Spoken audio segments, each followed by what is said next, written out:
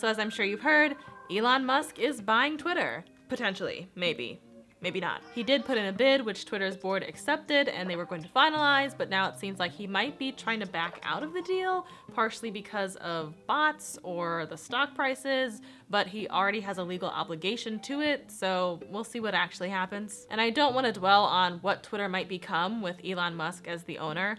I don't know exactly what he would do with the place, and from what he's said so far, it seems like he might not exactly know either. And I'm not interested in digging into Elon Musk as a person or sussing out his political beliefs or whether or not he's a genius. There are plenty of other people already having that discussion. But I do want to talk about the reasoning he's using, at least in public, to justify why he's buying Twitter, as if it's the morally right thing to do, as if it's going to save democracy. Because democracy is something I have a stake in. So here are my thoughts on how Elon Musk's potential Twitter takeover is anti-democratic, and how his claims about free speech are deceptive. Hey, it's your girl Ahsante, helping you move consciously and creatively through life, so let's go. So when Elon Musk first announced his intention to buy Twitter in April, he said he was buying it in order to protect free speech. Musk has been critical of Twitter's content moderation policies in the past and has criticized them for removing people like Donald Trump from the platform. He considers himself to be a free speech absolutist. He said that free speech is the bedrock of a functioning democracy, and Twitter is the digital town square, so it needs to be a space for open debate, and he would help to ensure that. In my opinion, there are several problems with this line of thought. The first and most obvious is that the right to free speech within a democracy refers to the government not being able to control what you say or punish you for saying certain things. Twitter is not the government. It's a publicly traded company, and it has the right to not allow certain types of behavior within its virtual space, just like any company can have rules as a code of conduct. A restaurant can kick you out of their establishment for being rowdy and starting a fight.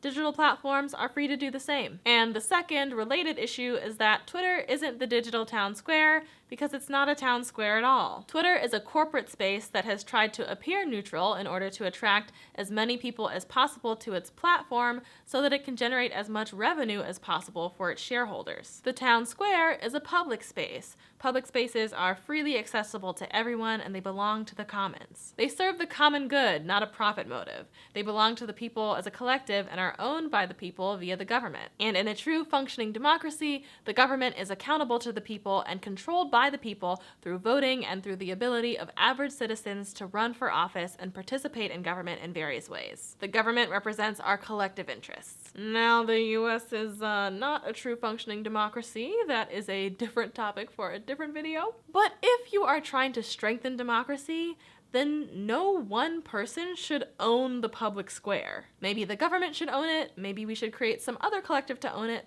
but it certainly should not be owned by one billionaire. No one man should have all that power.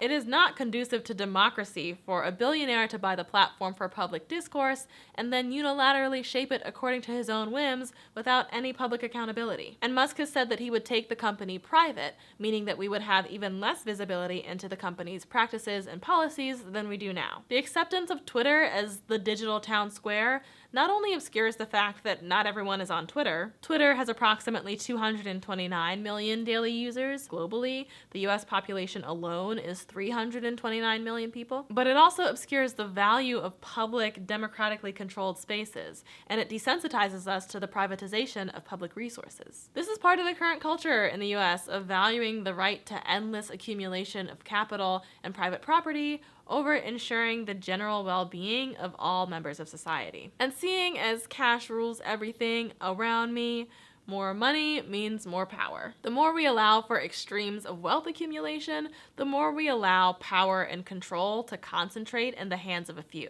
Billionaires get to do whatever they want, buy the politics that they prefer, and buy the assets that you and I use in our day-to-day lives without any accountability to us as citizens. And what gets me about Elon Musk in particular making this pro-freedom and democracy argument is that if Elon Musk actually cared about social good and about the well-being of others, then why are there serious allegations of racism within the workplace at Tesla, a space that he does decidedly control? The state of California is suing Tesla over racist practices at the company, including the widespread use of racial slurs by managers and supervisors targeting Black employees, segregated workspaces, and Black employees being made to do the most difficult physical labor. And this isn't new. Allegations of racial discrimination and sexual harassment at Tesla have been going on for years, with several employees suing and winning. Why hasn't Elon Musk worked to ensure the civil rights of the employees at the company he already owns if he's so concerned about preserving a democratic society? Maybe because that isn't his main objective. What I'm seeing is that this is part of a long line of ultra-rich tycoons buying themselves a megaphone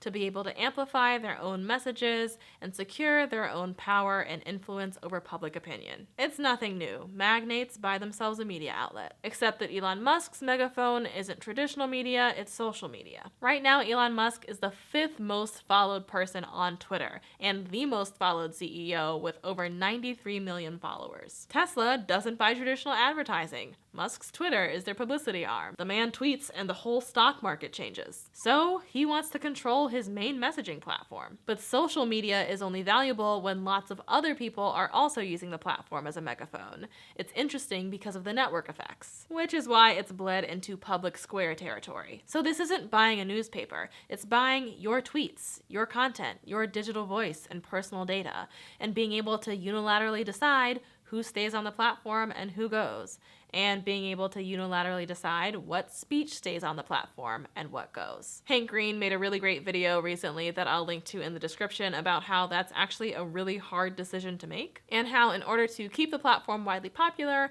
and stop it from devolving into one of the worst, dark, terrifying corners of the internet, you do have to make it feel like a safe and welcoming space for a wide variety of people, and that means having some sort of rules around content regulation. And it seems like from what Musk has said, he hasn't really thought through what his content moderation plan would be. And when you talk about actual physical town squares, there are rules. They take the form of laws and social norms. Depending on what public space you're talking about and where it's located, you might not be able to carry a concealed weapon. You definitely aren't allowed to indecently expose yourself. And although it might not be a legal requirement, there's no yelling in the library. Why? Because these spaces don't belong to you. You might feel like doing those things to suit your own individual whims in the moment, but we have to consider everyone's security and safety and ability to use the space. It's a shared space. It's a public space. To actually be concerned with the project of preserving democracy is to be concerned with collective ownership and collective governance. And it's to be concerned with establishing and maintaining a culture where we can all come together to collectively discuss ways that we can cooperatively move forward to a future where we all get to pursue happiness. That navigation between guarding your own individual expressiveness and guarding the well-being of your fellow citizens, that should be at the root of democratic discourse. That's very different from everyone should be able to say whatever they want without any negative consequences. There's a reason why you can face negative consequences if you do something that's socially unacceptable. Social norms can help to protect the interests of the community at large. Now we can talk about adjusting our social norms. We can talk about adjusting our modes of governance to be more actually democratic. We can talk about having better laws and norms that govern our online behavior the way that we govern our physical behavior. And we can talk about making actually public versions of social media spaces that are collectively owned and governed. Those are the things we need to wrestle with if we're actually trying to create platforms that support democratic discourse. And there are people who are actually doing this work. It's really cool. Ethan Zuckerman is the founding director of the Institute for Digital Public Infrastructure at the University of Massachusetts Amherst, and they have a super interesting podcast called Reimagining the Internet. I'll also link that below. And they're all about developing online spaces that are intentionally public with the economics and governance driven by the users. He points out in their latest podcast episode about reimagining Twitter that we're facing dual problems of people trying to find alternative platforms that they have more control over and trying to migrate and maintain the relationships they've already established on existing platforms. Zuckerman has talked about the importance of having self-governed spaces where the community members decide what speech is allowed within the space and how to enforce those community guidelines. At the Institute for Digital Public Infrastructure, they're working on Gobo, which is a content aggregator tool that would allow you to set the rules for what content shows up in your feed. Project Liberty is working on a decentralized social graph that could allow you to interact with social media companies communities of all sizes through the graph,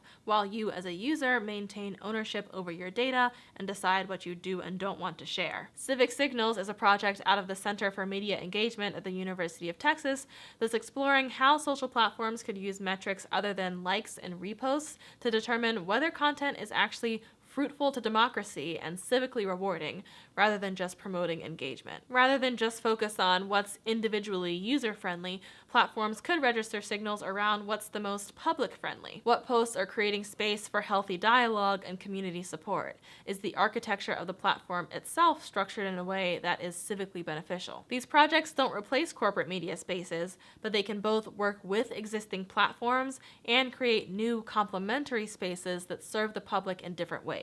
Those are the types of initiatives that are pushing the social internet to be a more democratic place. What Elon Musk is doing with his proposed Twitter acquisition is dressing up domination in the disguise of freedom. Don't buy it. So those are my thoughts. Let me know what you think, and should go without saying, but let's be civil in the comments, shall we? If you liked this video, then you might also like this video on what we lose when we globalize our attention. Shout out to the brilliant beans, y'all are the real ones. As always, remember to live spiritedly and think creatively, and I will see you next time.